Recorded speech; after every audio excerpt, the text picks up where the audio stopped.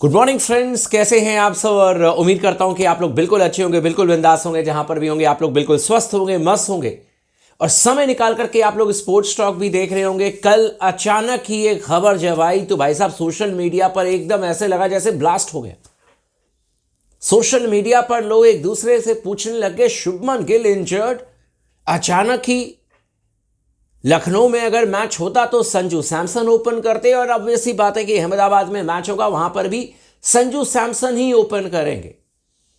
लेकिन सबसे बड़ा सवाल, तमाम फैंस ये जानने की कोशिश कर रहे हैं कि क्या वाकई में शुभमन गिल के बारे में, हालांकि ऑफिशियली ये बात कही गई है कि शुभमन गिल इंजर्ड है, लेकिन सोशल मीडिया पर अगर आप जाएंगे तो वहां पर लोग सवाल कर रहे हैं कि क्या वाकई में इंजर्ड है या फिर उनको ड्रॉप कर दिया गया है।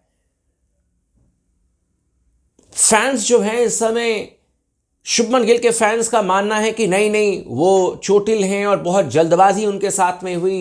हालांकि नेक इंजरी उनको हुई थी जब वो टेस्ट मैच नहीं खेले थे, ओडीआई मैच नहीं खेले थे। तो शुभमन गिल के फैंस का कहना है कि उनको जो इंजरी हुई थी उसमें जल्दबाजी की गई एंड ऑब्वियसली बात है कि थोड़ा और रेस्ट उनको चाहिए था, लेकिन उनको उतार दिया गया T20 फॉर्मेट में और वो इंजरी बढ़ गई है। लेकिन समझना चाहिए कि उनको नेक इंजरी हुई थी, इस समय फुट इंजरी की बात हो रही है। शुभमन गिल को जो सीरीज से जो बाहर हुए हैं आखिरी दोनों मैचेस के लिए, तो वहां पर फुट इंजरी के बारे में चर्चा हो रही है कि गिल को फुट इंजरी है जिसकी वजह से बाहर किया गया। जबकि कुछ ऐसे भी फैंस हैं जिनका यह मानना है कि नहीं, कोई इंजरी हुई नहीं है, शुभमन गिल को ड्रॉप किया गया है क्योंकि उनका परफॉर्मेंस उस तरीके से हुआ नहीं। तो मैंने कहा कि इस पर चर्चा करेंगे, क्या सच्चाई है जानने की कोशिश करेंगे। और आप दोस्तों के कमेंट्स मेरे लिए बहुत इंपॉर्टेंट है इस टॉपिक पर, तो कमेंट जरूर कीजिएगा, आपको क्या लगता है। चैनल को जरूर सब्सक्राइब कर लीजिएगा दोस्तों, रिक्वेस्ट है वीडियो को आखिरी तक जरूर देखिएगा और लगातार अपना प्यार, अपना सपोर्ट बना करके रखें स्पोर्ट्स टॉक के साथ में। शुभमन गिल यार, इसमें कोई शक नहीं, बहुत ही टैलेंटेड बैट्समैन है, बहुत टैलेंटेड बैट्समैन है। एक लिटमस टेस्ट उनके सामने था इंग्लैंड में टेस्ट मैचेस में, वहां पर भाई ने कमाल किया, 750 के करीब रन बनाए, 700 के आसपास रन बनाए या उससे भी ज्यादा, मेरे ख्याल से 750 के आसपास रन बनाए, वॉटेवर। और 2-2 की बराबरी पर इंग्लैंड में हमने टेस्ट सीरीज को समाप्त किया, जो कि एक बहुत बड़ा अचीवमेंट है भारतीय क्रिकेट के लिए।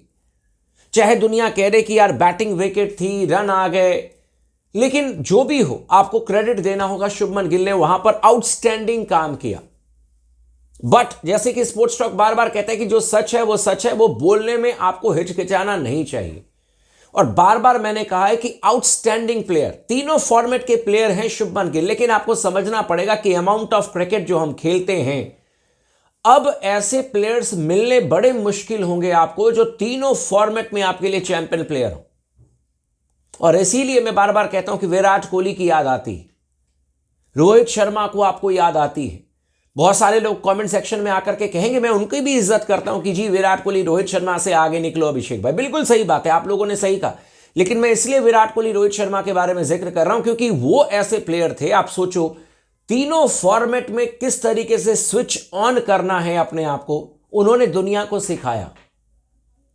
और तीनों फॉर्मेट में इन दोनों लेजेंड्स ने एक तरीके से अपना वर्चस्व लहराया। शुभमन गिल भी इक्वली टैलेंटेड प्लेयर हैं, बहुत अच्छे प्लेयर हैं, लेकिन मेरे ख्याल से स्विच ऑन अपने आप को नहीं कर पा रहे T20 फॉर्मेट में। और उनका जो रिकॉर्ड है उससे बेहतर रिकॉर्ड तो यशस्वी जायसवाल का है, as a opener Sanju Samson का उनसे बेहतर रिकॉर्ड है, as a opener Ruturaj Gaikwad का उनसे बेहतर रिकॉर्ड है, अभिषेक शर्मा तो सबसे बेहतर हैं ही, उनकी तुलना इस समय किसी से की नहीं जा सकती है। तो ये जो 4-5 बैट्समैन है उस लिस्ट में सबसे नीचे ओपनर के रिकॉर्ड के साथ में शुभमन गिल आते हैं। और इसीलिए जो फैंस है, वो कई सारे फैंस है, वो ये कह रहे हैं कि नहीं नहीं, रातों रात इंजरी हो गई, ये कैसे हो गया, शुभमन गिल को ड्रॉप किया गया। तो मैंने कहा कि आप लोग भी कमेंट कीजिए कि आपको क्या लगता है कि क्या वाकई में ड्रॉप किया गया है और क्रिटिसिज्म से बचने के लिए कह दिया गया कि फुट इंजरी है, या वाकई में फुट इंजरी है शुभमन गिल के साथ में अनफॉर्चुनेटली। और अब मौका खुल गया है संजू सैमसन के पास में कि वो आकर के परफॉर्म करें। और अगर उन्होंने परफॉर्म कर दिया आखिरी मैच में, हालांकि एक मैच से आप क्या ही जज करेंगे, लेकिन अगर वहां पर रन कर दिए संजू सैमसन ने, तो फिर आप न्यूजीलैंड के खिलाफ में 21 जनवरी से जो 5 T20 मैचेस की सीरीज होगी उसमें क्या संजू से ओपन कराएंगे या शुभमन गिल से ओपन कराएंगे? क्योंकि शुभमन गिल अब तक इस सीरीज में जो 3 इनिंग्स उन्होंने खेली है उसमें कितने रन उन्होंने बनाए हैं? 28 रन बनाए थे आपके धर्मशाला में, एक मैच में खाता भी नहीं खोल पाए थे और एक मैच में 4 रन थे। 32 रन है 3 इनिंग्स में शुभमन गिल के 32 रन है। और ये रन कुछ भी नहीं है शुभमन गिल के स्टैंडर्ड के हिसाब से। यही शुभमन गिल 2023 में आप लोगों को याद होगा कि आईपीएल के एक सीजन में, 1 सीजन 2023, 850 के आसपास रन बना देते हैं शुभमन गिल। लेकिन पिछले अगर आप 17 इनिंग्स देखें या 15 इनिंग देखें, जो भी इन्होंने इनिंग्स खेली हैं एशिया कप से लेकर के ऑस्ट्रेलिया और then India versus South Africa के बीच में जो 3 मैचेस इन्होंने खेले हैं, उसके आधे रन भी नहीं शुभमन गिल बना पाए। और 2023 में 17 इनिंग्स में इन्होंने 800 से ज्यादा रन आईपीएल में बनाए थे। तो यहां पर समझना पड़ेगा भाई साहब कि ये वाकई में जो आंकड़े हैं ना शुभमन गिल के, ये चौंकाने वाले हैं।